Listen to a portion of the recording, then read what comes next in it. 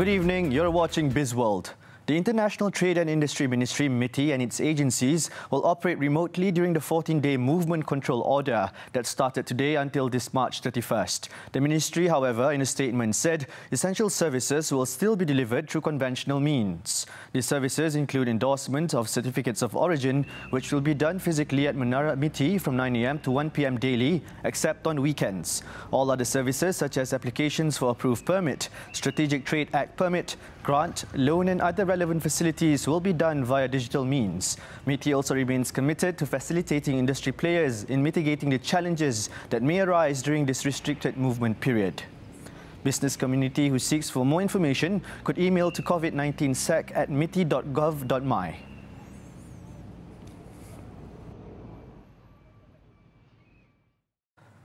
The Securities Commission, SC and Bursa Malaysia are allowing greater flexibility on the timing of annual general meetings for listed real estate investment trusts, rights and issuance of quarterly and annual reports of listed corporations.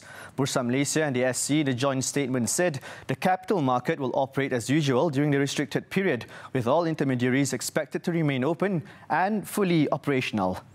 It, however, added that to facilitate the nationwide restriction on movement to curb the spread of COVID-19, listed corporations may only hold their AGMs beyond the prescribed 6-month period.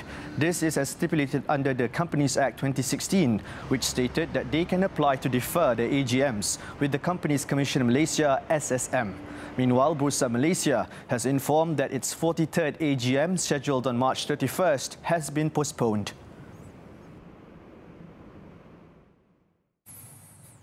Pharmaniaga Berhad assures that there will be no disruption in the supply of medicines to all government hospitals and clinics, as it is business as usual for the company.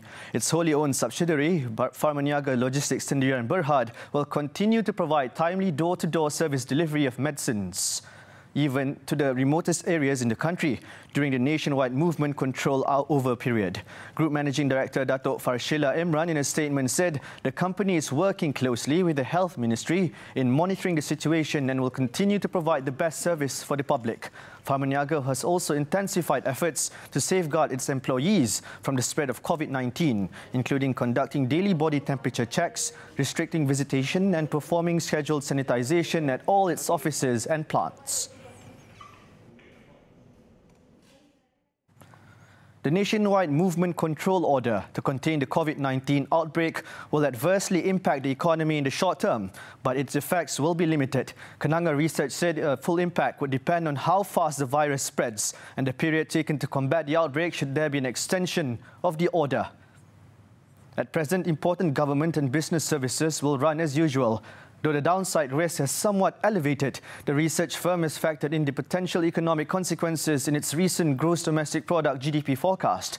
Base case forecast for GDP growth, which is expected to moderate by 2.3% in the first half of this year, is mainly due to expectation of weaker growth in the services sector, as the virus will impact the transportation and tourism-related industry the most. Similarly, the manufacturing sector slowed down due to supply disruptions caused by factory closures, and weak external demand from key trading partners is expected to contribute to the slower growth momentum. The World Bank Group announced an increased $14 billion of fast-tracking financing to assist companies and countries in the wake of the rapid spread of COVID-19. In a statement, the bank said the package will strengthen national systems for public health preparedness, including for disease containment, diagnosis and treatment, and support for the private sector. The package provides urgent support to businesses and their workers to reduce the financial and economic impact of the spread of COVID-19. The additional $2 billion funding came from the International Finance Corporation, IFC, which is the World Bank's lender to the private sector.